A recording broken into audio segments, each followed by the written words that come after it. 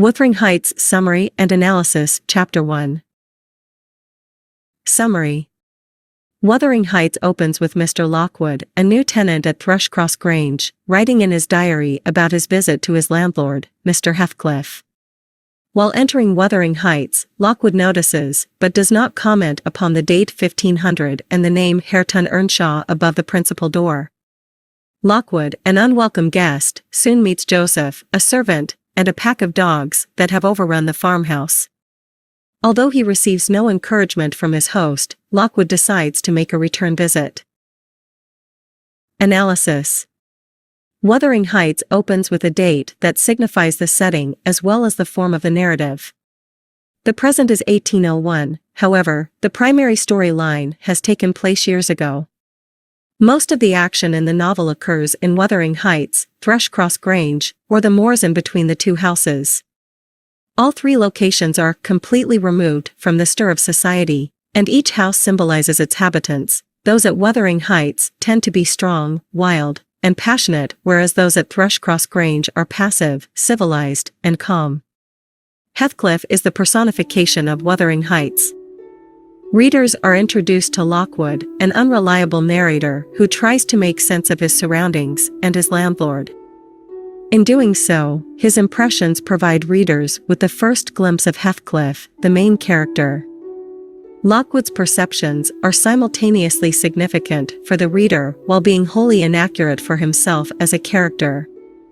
For example, he mentions twice that Heathcliff does not extend a hand to him, yet Lockwood still considers Heathcliff a gentleman. Lockwood also notices that grass grows up between the flags, and cattle are the only hedge cutters, but erroneously assumes that Heathcliff has a whole establishment of domestics.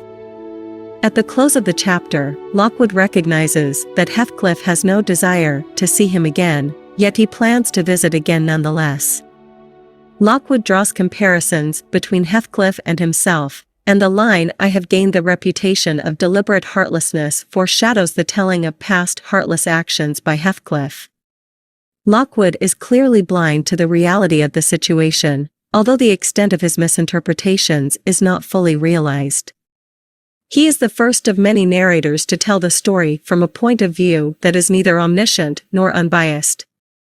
In Wuthering Heights, stories are often told within stories, with much of the information being revealed second-handed. Lockwood is an outsider who serves as the impetus for Nellie first to tell the story of Heathcliff and Catherine, and then to relate the story of their respective children. In addition to Lockwood and Heathcliff, two servants are introduced in Chapter 1. The first is Joseph, an old man with a nasty disposition who has a sense of religious fanaticism. The other is only referred to as a lusty dame and is later identified as Zillah. These characters are presented realistically, and other signs of realism are the depictions of the dogs and the details of the farmhouse furnishings. Brontë provides these kinds of details throughout the novel because having a sense of realism and authenticity is an important aspect of Wuthering Heights. Another important aspect is ownership of property. And even though the name Hareton Earnshaw is not explained, the family name plays an important part of Wuthering Heights. Because the opening chapter raises more questions than it answers, it serves as a hook to capture the attention of readers and encourage them to continue reading.